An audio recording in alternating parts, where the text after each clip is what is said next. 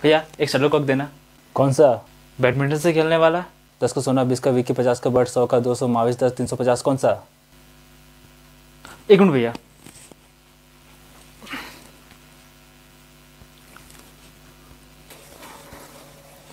हाँ टिंकू बोल। भैया आपको पंख वाला चाहिए या प्लास्टिक वाला? देखो हम शुद्ध शाकाहारी है, पंख वंख हमको नहीं चाहिए। ओके भैया। भैया प्लास्टिक वाला ही दो। सोना, विक्की, बट, माविस कौन सा? भैया आप मेरे को बहुत कंफ्यूज कर रहे हो। पैसा कितना लाया है? हाँ 50 रुपया है। ये पकड़। थैंक यू भैया।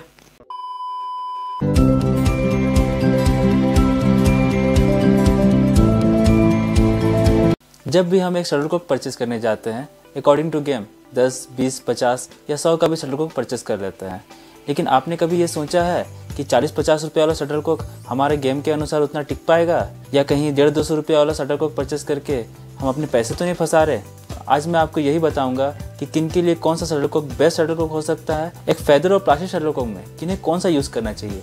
यही जानने के लिए इस वीडियो के साथ बने रहिए। क्या हुआ टिंकू, क्या सोच रहे हो? साहिल मैं सोच रहा हूँ कि एक फेदर और प्लास्टिक शटलकॉक में अंतर क्या है और इसका एक्चुअली यूज क्या है। Good question. Good question. You are a good question. चलिए एक फेदर और प्लास्टिक शटलकॉक परचेस करने से पहले ये जान लेते हैं कि दोनों में अंतर क्या है। क्या आप जानते हैं कि एक फेदर शटलकॉक में गूस या डक का फेदर का यूज किया जाता है। शटलकॉक के नोज में 16 होल किए जाते हैं और इसमें अच्छे क्वालिटी के फेदर को लगाया जाता है। इसे स्ट्रॉन्ग बनाने के लिए और इसका ड्यूरेबिलिटी बढ़ाने के लिए नायलॉन की धागा से बाइंडिंग किया जाता है। इसकी लंबाई करीब 3 इंच रहती है। फेदर शटलकॉक से खेलने से करीब 4 घंटे पहले इसे नम जगह में रखना जरूरी होता है। इससे फेदर शटलकॉक में कंट्रोल, स्पीड और मूव करने में आसानी होती है। सूखे फेदर खेल के दौरान डगमगाने लगते हैं और ये जल्दी टूटने का भी चांस होता है। चलिए अब बात करते हैं प्लास्टिक शटलकॉक के बारे में। इस शटलकॉक के स्कर्ट नायलॉन के बने होते हैं और इसमें भी 16 होल करके स्कर्ट को इसमें लगाया जाता है और इसकी स्पीड को बढ़ाने के लिए नोज भारी रखा जाता है। एक बात बताऊं, आप शटलकॉक के नोज में एक छोटी सी कील लगाकर इसका वेट भी बढ़ा सकते हो, लेकिन हाँ शटलकॉक इससे डैमेज हो सकता है। ये आप अपने रिस्क में ट्राई कर सकते हो। जोर जोर से बोल के लोगों को स्कीमें बता दे।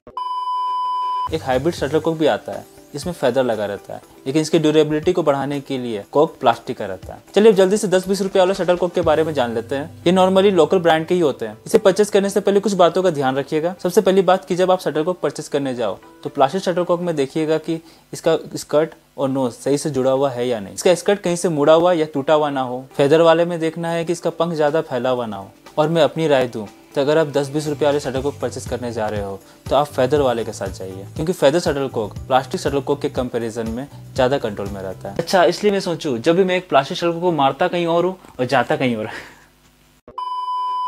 अब 30 रुपये वाले शटलकॉक के बारे में जल्दी से जान लेते हैं। 30 रुपये के शटलकॉक में मुझे विक्की ब्रांड का शटलकॉक सही लगा। ये फेदर और प्लास्टिक दोनों में आता है और दोनों का ही रिकवरी टाइम सही है। अगर आपको 30 रुपये में विक्की शटलकॉक मिल जाए तो आप इसके साथ जा सकते हो। अब 40 से 60 रुपये वाले शटलकॉक के बारे में बात करें तो यहाँ से गेम चेंज होने वाला है। मेरे पास विक्की ब्रांड का बड A3 और बड प्लस सिंथेटिक शटलकॉक है। बड A3 की बात करें तो ये 40 रुपये के आसपास मिल जाता है। इसकी नायलॉन की क्वालिटी अच्छी दी गई है। ग्रीन कलर का स्टिकर का यूज किया गया है। इसकी कंट्रोल और ड्यूरेबिलिटी 40 रुपये में आने वाली बाकी शटलकॉक से अच्छी है। बट आप बड प्लस के साथ जाओ तो यहाँ परफॉर्मेंस में काफ़ी अच्छा खासा अंतर नज़र आ जाता है। पहले आप इसकी डिज़ाइन देख लीजिए। यहाँ किसी तरह का स्टिकर का यूज़ नहीं किया गया है, बस विक्की ब्रांड ने अपना लोगो का ही यूज़ किया है। इसकी कॉक बड A3 से काफ़ी स्मूथ है। जब आप इन दोनों से खेलोगे तो सच में आपको दोनों में काफ़ी अंतर नज़र आएगा। कंपनी दावा करती है कि बड प्लस का रिकवरी टाइम मात्र 0.02 सेकंड लेता है, यानी आप जितना भी फास्ट खेलोगे इसकी परफॉर्मेंस आपको हमेशा इंप्रेस करेगी। बड प्लस 50 से 60 रुपये में मिल जाता है, लेकिन अगर आप इसी प्राइस रेंज में एक फेदर शटलकॉक चाहते हो तो आप कमाची के साथ जा सकते हो। इसकी आप फेदर देख सकते हो, कहीं से भी फैला हुआ नहीं दिखता। कंट्रोल और ड्यूरेबिलिटी इस प्राइस रेंज में आने वाली बाकी फेदर शटलकॉक से अच्छी है। अब बात करते हैं योनिक्स ब्रांड के माविस 200i। योनिक्स एक पॉपुलर ब्रांड है, इसलिए इसके बारे में थोड़ी बात कर ली जाए। मैंने अक्सर देखा है कि योनिक्स ब्रांड को लेकर लोग हमेशा कंफ्यूज रहते हैं। कोई कहता है चाइना की कंपनी है तो कोई कहता है जापान की कंपनी है, और आप यहाँ देखोगे तो मेड इन ताइवान लिखा हुआ है। मैं आपको बता दूं कि योनिक्स जापान की कंपनी है, लेकिन इसकी प्रोडक्ट तीनों ही कंट्री में बनाई जाती है, इसलिए आपको इसके प्रोडक्ट में तीनों ही कंट्री का नाम देखने को मिल सकता है। चलिए अब माविस 200i की तरफ आते हैं। ये आपको 100 रुपये के आसपास मिल जाता है। इसमें बिल्कुल बड प्लस की तरह किसी स्टिकर का यूज नहीं किया गया है, सिंपली इसमें लोगो और योनिक्स लिखा हुआ मिलता है, लेकिन बिल्ड क्वालिटी बड प्लस से बिल्कुल अलग है। इसकी नायलॉन की क्वालिटी और डिजाइन अच्छी है, जिसकी वजह से इसकी फ्लाइट टाइम काफी बढ़ जाती है।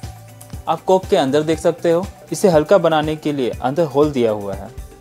इसी वजह से ये बिल्कुल एक फेदर शटल कॉक की तरह परफॉर्म करता है। अगर आप इसी प्राइस रेंज में किसी और शटल कॉक के साथ जाना चाहते हो तो आप नीलिंग बोल्ट न्यू या कॉस्को एरो को भी ट्राई कर सकते हो।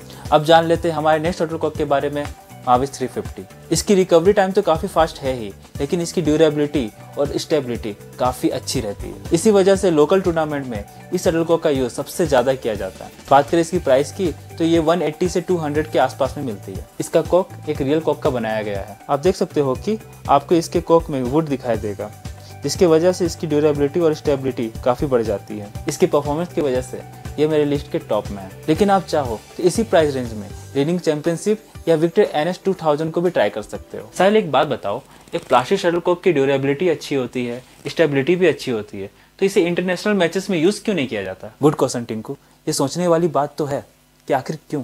भले एक plastic shuttle cock feather shuttle cock के कंपैरिजन में स्टेबिलिटी और ड्यूरेबिलिटी अच्छी होती है, लेकिन कंट्रोल के मामले में ये थोड़ा पीछे रह जाता है। फेदर शटल कॉक स्पीड के लिए नहीं, कंट्रोल के लिए खेला जाता है। अगर आप इंटरनेशनल मैचेस के लिए रेडी हो रहे हो तो आपको फेदर शटल कॉक ही यूज करना चाहिए, क्योंकि फेदर शटल कॉक को आप जिस डायरेक्शन में मारना चाहते हो, जिस तरह से मूव करना चाहते हो, ये प्लास्टिक शटल कॉक से नहीं हो सकता। यही कारण है कि इंटरनेशनल मैचेस में फेदर शटल कॉक को ही यूज किया जाता है। इसी कारण से आप नोटिस करोगे कि अच्छे क्वालिटी वाले फेदर शटल कॉक महंगे मिलते हैं। अब बात आती है कि इनके लिए कौन सा शटल कॉक सही रहेगा। अगर आप लोकल टूर्नामेंट खेलते हो या आउटडोर मैचेस खेलते हो तो आप प्लास्टिक शटल कॉक के साथ जाइए। इसकी ड्यूरेबिलिटी, स्पीड और परफॉर्मेंस आपको निराश नहीं करेगी। लेकिन आप अगर इंडोर मैचेस खेल रहे हो या इंटरनेशनल मैचेस की तैयारी कर रहे हो तो आप फेदर शटल कॉक के साथ ही जाइए, क्योंकि बड़े मैचेस के दौरान कंट्रोल और मूवमेंट आपके लिए इंपॉर्टेंट हो जाता है। अच्छा साहिल, मैंने नोटिस किया है कि सेम ब्रांड के सेम शटल कॉक के उसके कैप का कलर अलग अलग रहता है।